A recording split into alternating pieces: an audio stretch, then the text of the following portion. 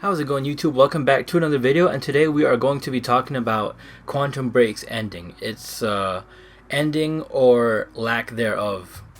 I know a lot of you guys are wondering out there. You guys are like, dude, the game was amazing, the storyline was amazing, and even the show was amazing, but what the heck was up with that ending? And I'm here to tell you there actually was no ending. It wasn't that the game ended on a cliffhanger. I believe something happened internally and the show was canceled because what happened was, if you go to the menu after the end, you can see that there are 5 missions. Obviously, this is what everybody knows. There's 5 missions, but then there's only 4 episodes. And that means that there is 1 episode missing, and as you guys know, every single mission is preceded by 1 episode. So mission 1 had episode 1 after it, but then after you complete mission 5, there's no episode 5.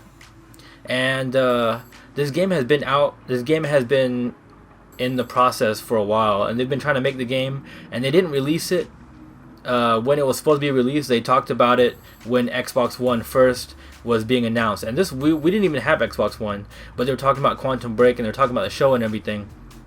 And I believe what happened was there was an internal struggle, and they didn't have enough money to complete the last episode, especially considering what the episode entails. And I'll get into that, because I believe they didn't have enough money and they didn't have enough time. I mean, obviously they already have a star player, they already have an actor who's actually in the X-Men movies, and he's there and he can play actual people with powers.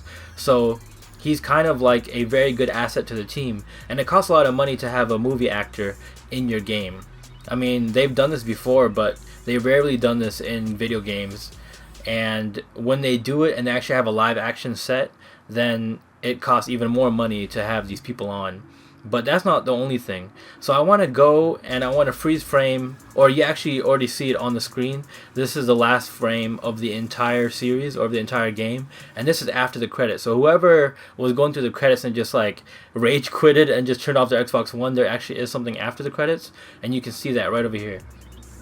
So it ends with an epilogue, and it shows Okinawa talking to Jack, and Jack was talking about how he's kind of on the same side as Monarch now because Serene's dead. And then Okinawa tells Jack to go see Hatch. So when he goes sees Hatch, as you guys remember from episode, I believe it was episode 2, Hatch is the one who actually let Jack go.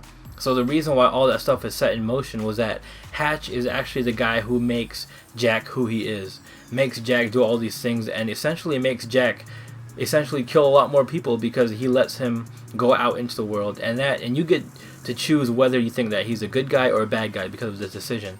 And that's why this freeze frame is so important. If you guys see on the left side, it shows you turning your back against against Hatch, and that means that you are doing the bad route. And if you look on the right side, you are joining Hatch, and that means you are choosing the good route, but with one twist.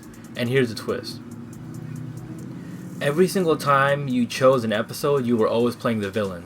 So in this freeze frame, you're wondering to yourself, am I the villain now? And that's a really good question, because if you chose to help Hatch, then you are kind of the villain. But at the same time, that's not a good, that actually is a good thing to help other people. And on the left side, you're going against Hatch, and you're being labeled as a bad guy. But at the same time, Hatch is a bad guy, so you're the bad guy to the bad guy. And this is kind of like an ethical dilemma, and this was what was supposed to make the episode so compelling, was the fact that now you're actually put in the shoes of Serene, and Serene actually just wanted to do good for people. He knew that time would end, and he felt like it was inevitable, that it could not be prevented. But Hatch believed that time's end could be prevented, and in turn Hatch became this like crazy monstrous person who got everybody killed and backstabbed a lot of people within his own group. And Hatch actually believed that he was a good guy too. So you have Serene believing he was good, you have Hatch believing he was good, and now you have Jack believing he's good. And is Jack good? And the decision that you're going to make, is that going to be a good decision? Because the way I see it, it's bad either way. You either join Hatch and join an evil corporation because you know Hatch is going to be evil anyway, even though Hatch believes he's good. But then you can also turn against Hatch, but you're also going to be killing a lot of people in the process. You're going to be killing a lot more Monarch agents when you don't really have to. and that's why I believe it'll cost so much money to make this episode. And as you guys remember, I'm just gonna go throughout the episodes. So in the first episode, what's it called? In the first episode, Liam becomes good because Amy dies. In the second episode, Hatch frees Jack. And in the third episode, Dr. Kim escapes. And that's a key thing. The person who actually let Dr. Kim escape is Hatch. So you know that Hatch is evil. I mean, he's letting a life form that corrupts people and kills people. He let that guy escape. And I believe that Dr. Kim and Hatch, since, as you can see in episode 4, Hatch actually develops powers because he wanted to go and he wanted to kill, actually he did kill Liam, and then Charlie locked him inside that thing and put the defenses on and then obliterated Hatch, and then Hatch actually became a lot more powerful because he developed time powers because of that. And then after that, Liam's wife Emily goes and kills Hatch.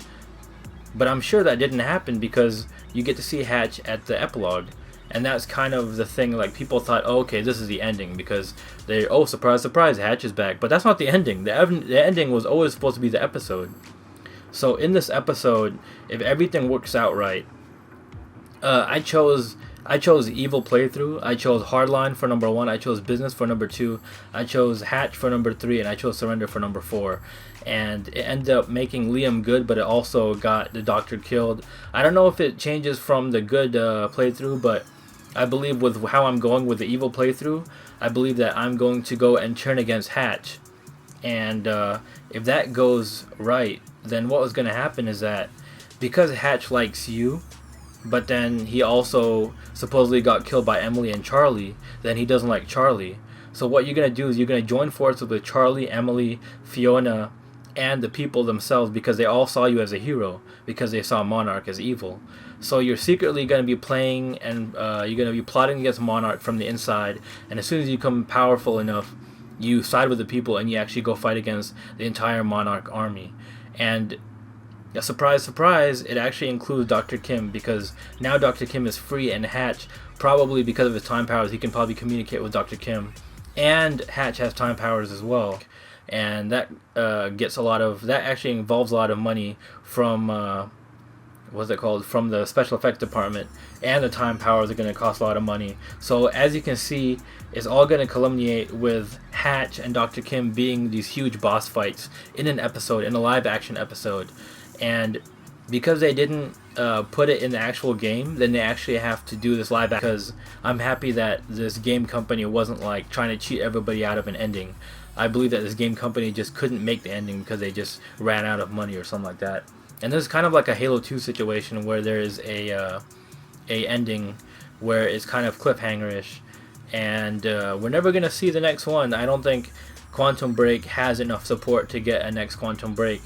But if they do finish that episode, then they should, I don't know, they should make like a sequel and then make a movie out of it or something. But they don't have that much money, so I'm pretty sure they're never gonna make it. But at least in your mind now, you know how Quantum Break will end, and it'll be a double boss fight: Dr. Kim, Hatch, you, and Charlie. It's probably gonna be you versus Hatch.